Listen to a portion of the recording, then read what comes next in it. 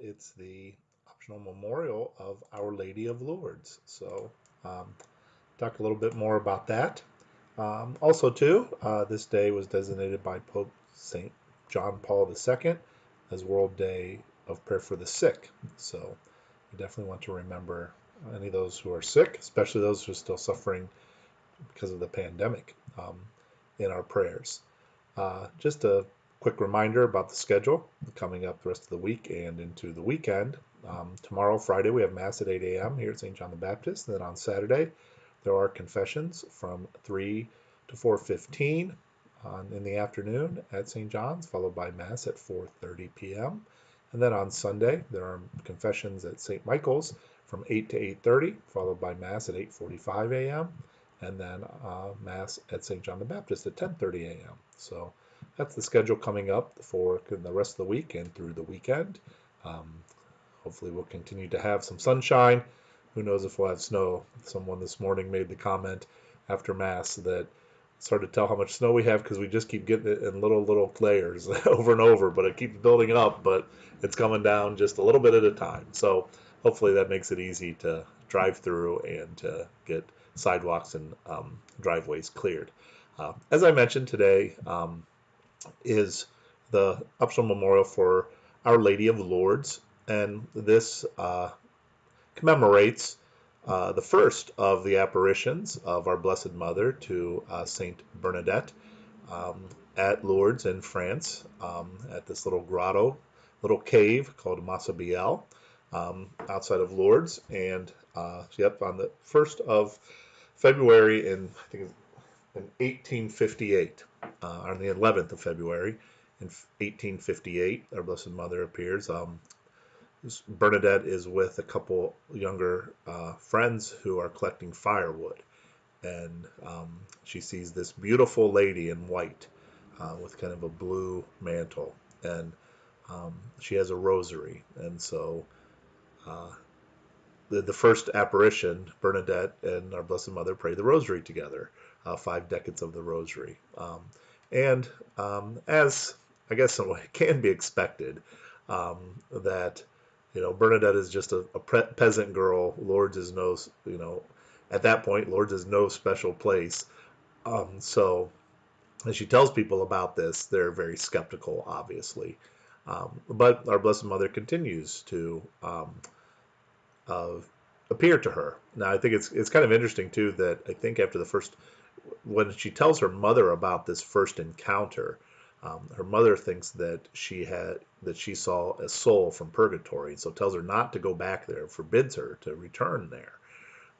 But eventually, her father gives her permission to go back. So it's interesting that she would seek to, when she was forbidden by her parents to go there, she obeyed, and it wasn't until her father gave her permission that she would return. So over the course of those coming months, there are continued apparitions, and at one, the Blessed Mother tells her to uh, kind of wash in this water that isn't really there. Um, and I wanted to get the stats on it. It's kind of interesting. Maybe I'll read how it says.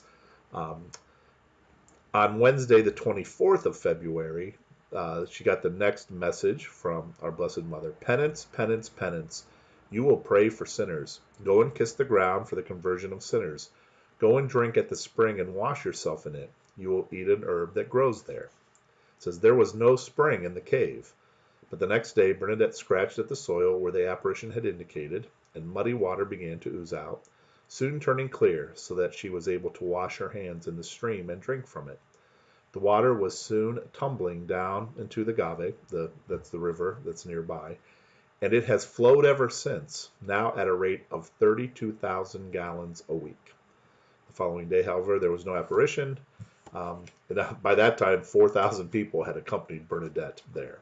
Um, and so eventually she is able to convince that she's told that there needs to be a chapel built there. She convinces the local priests and ecclesiastical authorities that should be the case. And Lourdes is very famous now for its waters, the healings that have taken place there. There's wonderful pilgrimage sites there for that people come to for healing, and some of them are very well documented.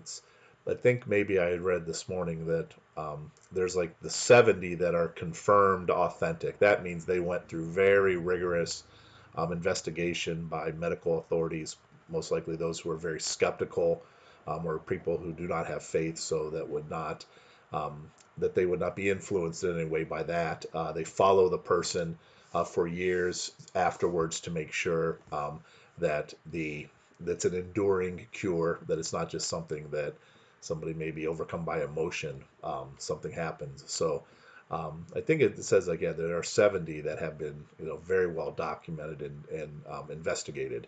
And beyond that, though, obviously there's probably hundreds, if not thousands, of claims of miraculous healings from the waters of Lourdes. So, and praying the rosary. And sometimes if you see some of the images that they have a basilica or a big church with of the rosary that has ramps that come up the sides, and that's where they'll do kind of rosary pilgrimages, and people will hold lighted candles, and it's some of the images of that are very moving. As you see, thousands of people, I think, over the course of a year, obviously before the pandemic, I, I, well, let me see if I can find it real quick. I was thinking it said like in the 90s, there were, it became uh, like 4 million each year. Oh, in the 1990s, some 3 million people visited the shrine each year.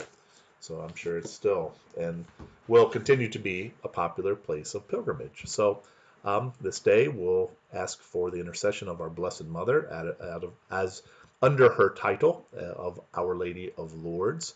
And it's a good day to say some extra prayers for someone, for the sick. Or also, too, if you know somebody who might be ill, maybe give them a call or reach out to them in some way as we continue to work our way through this pandemic. So we'll pray for all those who are sick, especially those who are affected by the COVID virus. We'll pray for all our healthcare professionals, all those who are caring for the sick. And we'll continue to pray and look out for each other. And I pray that through the intercession of Our Lady of Lourdes, God will bless you abundantly